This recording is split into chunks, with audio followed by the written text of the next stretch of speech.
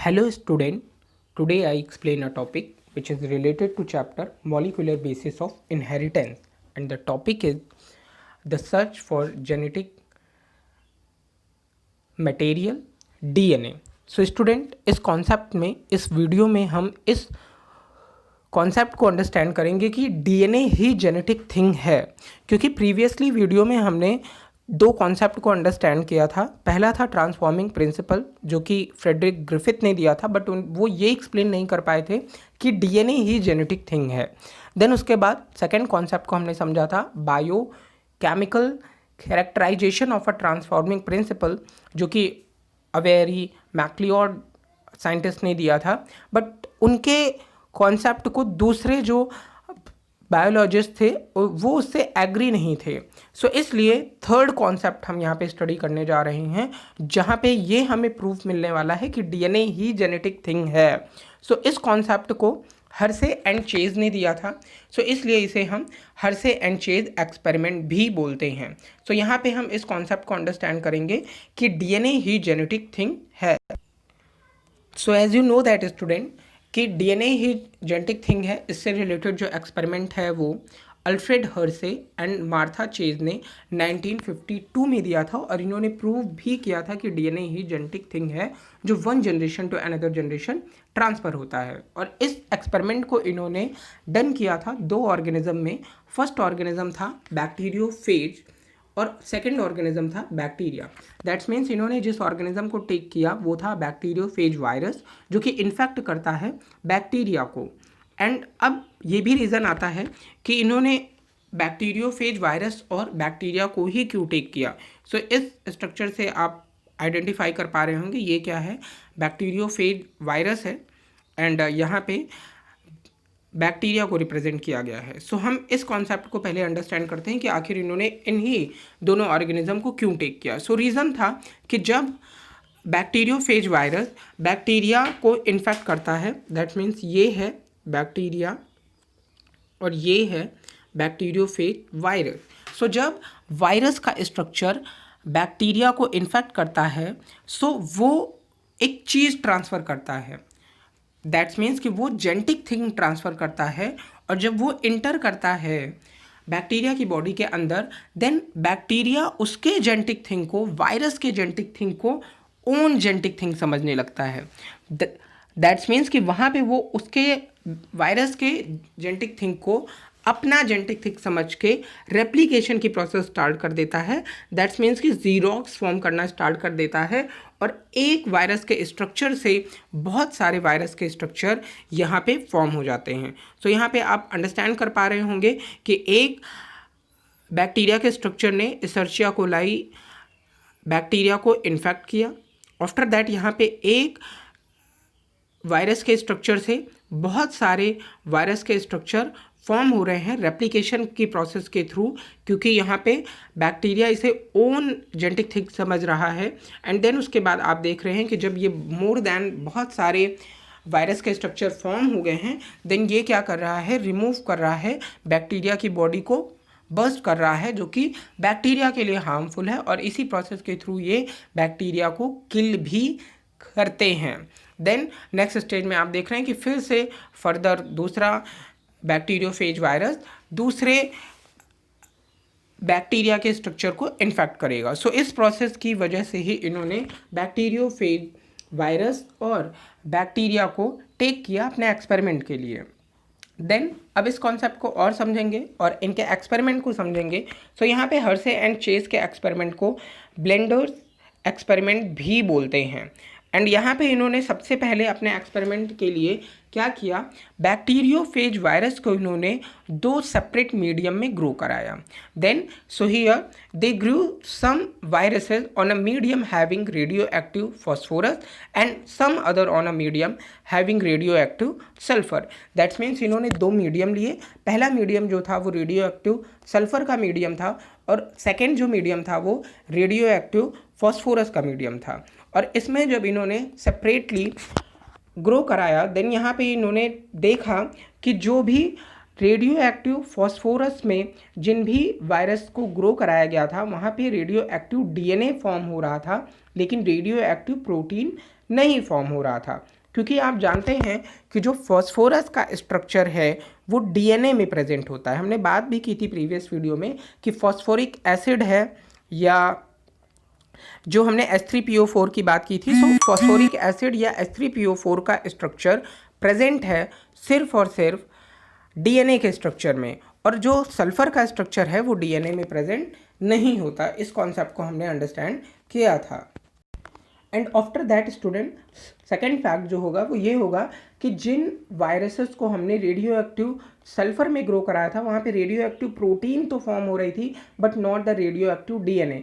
क्यों ऐसा हो रहा था? क्योंकि आप जानते हैं कि डीएनए में सल्फर प्रेजेंट नहीं होता, और सल्फर जो है वो प्रोटीन के स्ट्रक्चर में प्रेजेंट होता है। इनके कॉन्सेप्ट को हम इनके एक्सपेरिमेंट और डायग्राम्स की हेल्प से भी अंडरस्टैंड करेंगे।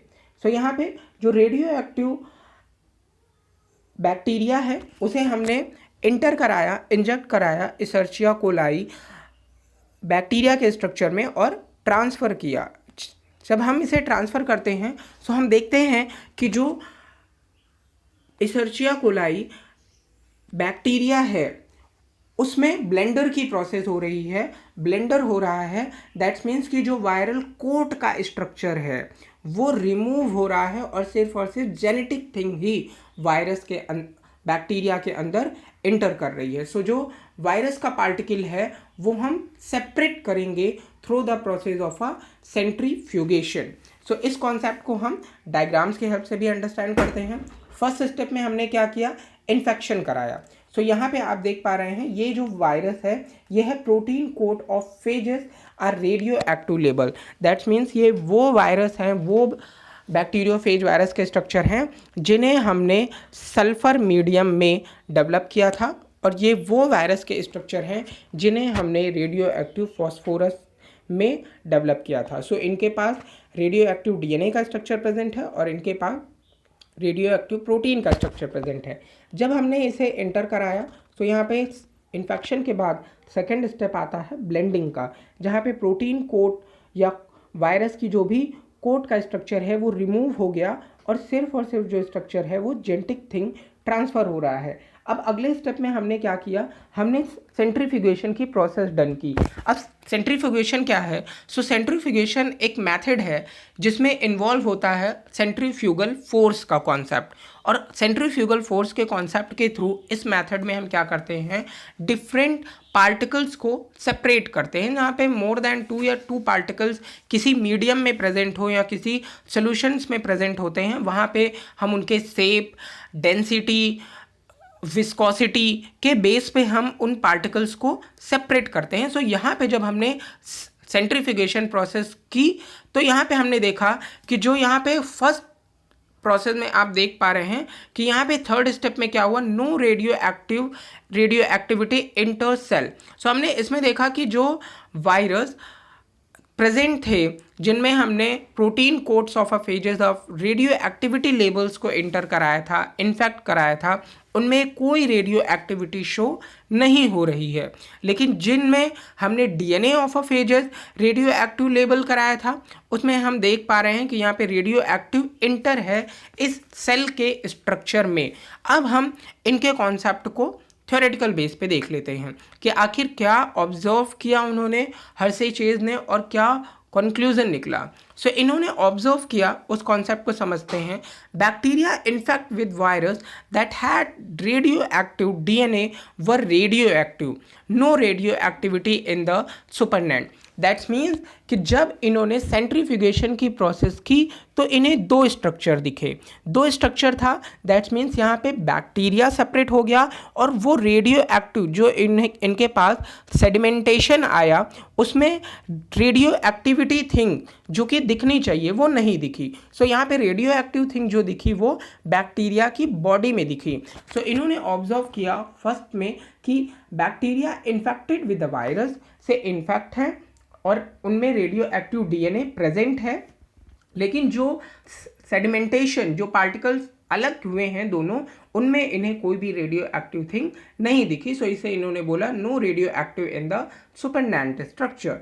आफ्टर दैट दूसरे पॉइंट्स में इन्होंने ऑब्जर्व किया bacteria infect with virus that have radioactive protein were not radioactive. That means कि जो बैक्टीरिया जो कि रेडियो एक्टिव प्रोटीन के थ्रू इन्होंने इन्फेक्ट कराया था, वहाँ पे इन्हें कोई भी रेडियो एक्टिव थिंग नहीं देखने को मिली। लेकिन जो सुपरनेंट का स्ट्रक्चर था, जो कि सेंट्रीफ्यूगेशन की प्रोसेस में जो सेडिमेंटेशन इनको मिला था, उसमें इन्हें रेडियो एक्टिविटी शो हुई। दैट्स मीन्स कि जो बैक्टीरिया के स्ट्रक्चर, जिन्हें कि वायरस, जिन्हें कि हमने सल्फर मीडियम में डेवलप किया था, रेडियो एक्टिव सल्फर में फॉर्म किया था, जब उनसे इन्फेक्ट कराए तो उनमें हमें बैक्टीरिया के अंदर कोई भी रेडियो एक्टिविटी शो नहीं हुई। तो इनके कंक्लूजन की अगर हम बात करें तो यहाँ पे क्या कंक्लूजन निकल रहा है कि डीएनए ही है जो कि इन्फेक्टिंग एजेंट है, made the bacteria radioactive, hence the DNA is the genetic material